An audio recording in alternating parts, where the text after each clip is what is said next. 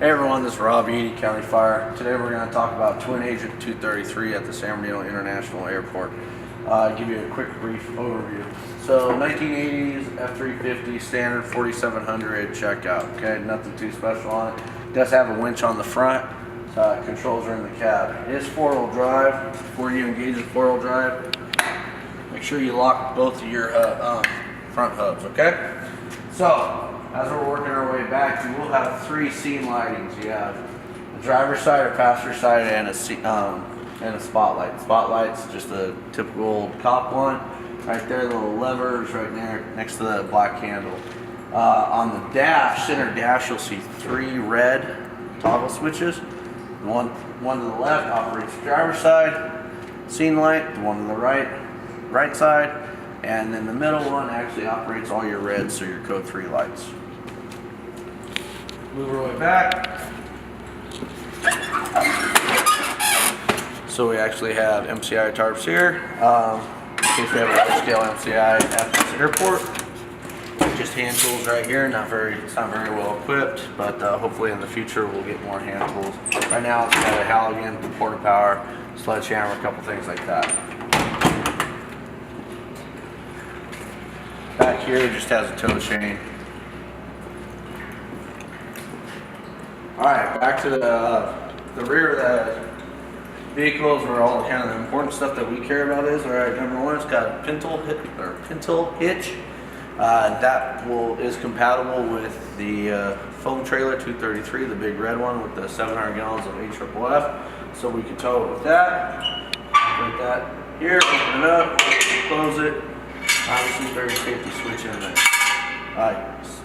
Safety latch in there. So, actual firefighting on this twin agent vehicle, we have two completely separate systems and they both work the same.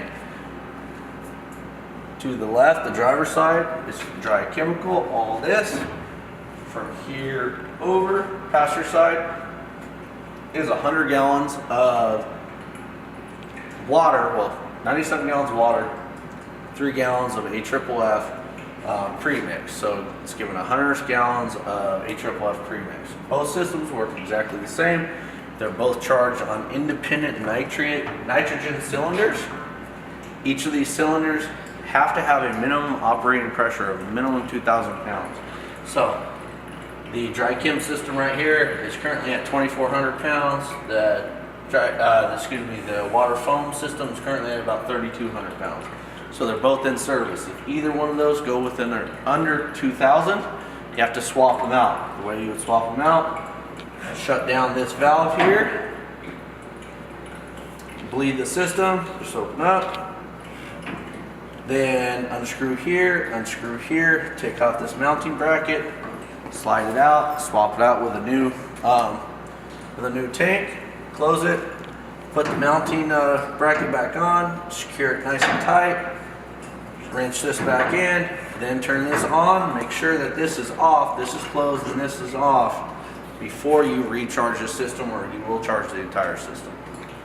So, how do we actually operate? Both are exactly the same. First thing, we pull up on scene, decide we want to use the dry chem or the water foam combo or both. Best advice I have for you, actually pull out your hose ahead of time. This hose reel, the hose will automatically, once it's charged, expand a little bit, and it'll make it a lot tougher for you to actually start to freely spool out your hose, just because of the expansion. So I recommend flaking out your hose first, then come in here and charge in the system. When you do charge it, before you charge it, make sure this is closed. This should already be opened. Should check that daily, make sure this valve is in fact open. Then all you have to do is hit this little pull lever right here with my middle fingers on. You flip that up, it'll automatically charge your system with your nitrogen. Now from there, pull that down. Your dry chem system's fully open, ready to fight fire. Shut it down, do the exact opposite. I'm going to shut off my dry chem.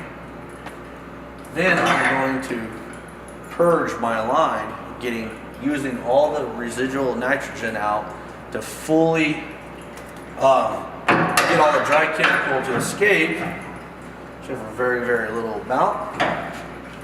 That'll reduce the opportunity for this stuff to cake in there. If we leave dry chemical, a large amount of dry chemical in this, once it is sees a lot of moisture, stuff will actually cake up like cookie dough, and it can put our hose out of service. So shut that off, bleed that. Once you have nothing but nitrogen, no product coming out, shut it off.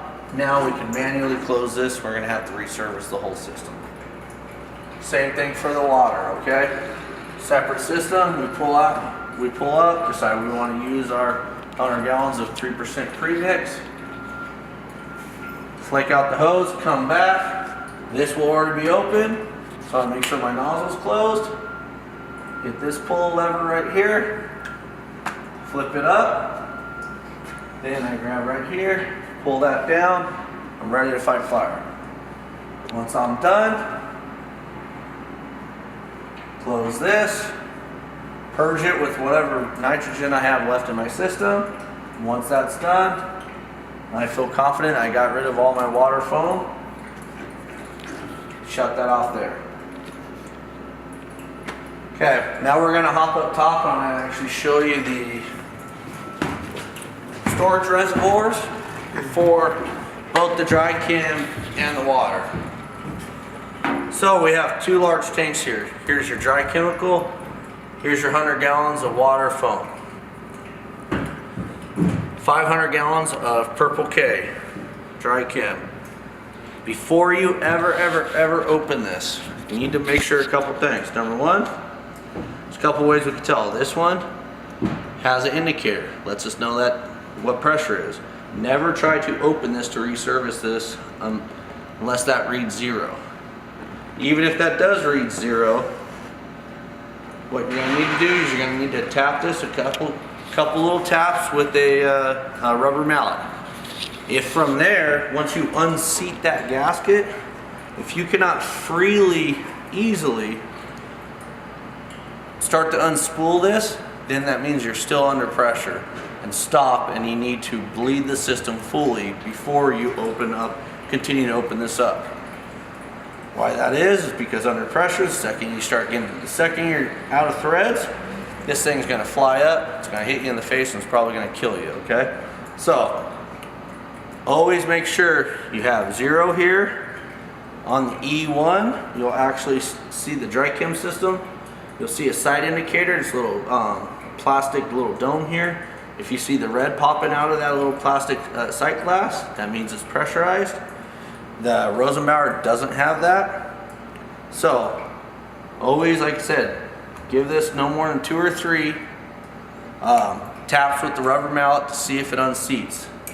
Once you see that gasket's unseated, if you can't free spin this, then it means it's charged.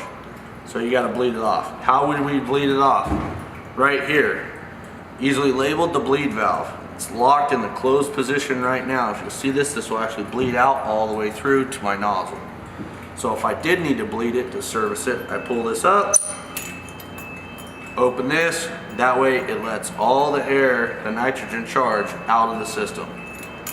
That way I can safely recharge this. We do, per FAA regulations, we have to churn or mix the dry chemical and all of our dry chem agents twice a year, and we have to document that. So this airport right here has their own documentation sheet, and we have to make sure it gets done, like I said, every 6 months. Once you do refill it, this will probably have a big mess here. Make sure that your gasket's clean, and make sure your threads are clean too. Make sure that they're nice and shiny, there's no dry chemical sitting around on them, and then reseat your fully reseated. If we have all those contaminants and that dry chem lying around, you may have the gasket may not seat correctly, and then we can have a leaky system. So once you've totally cleaned it, close it up, give it a couple taps with the rubber mallet, you should be good. Okay, now this, our 100 gallons of premix 3% AFFF. Once again, nitrogen charge, check your gauge right there. Right here, we can bleed this off a little easier, but once, like I said earlier, with this system, after a couple little knocks or something with the spanner wrench, if you can't open this up, it's probably still under pressure, and we got to make sure we bleed it off. Bleed valve operates the same on this, and then it's the same. But we use this, if we exhaust this, go ahead and put 3 gallons of AFFF in there, then fill it up with 97 gallons of water. You'll have your 3% pre-made.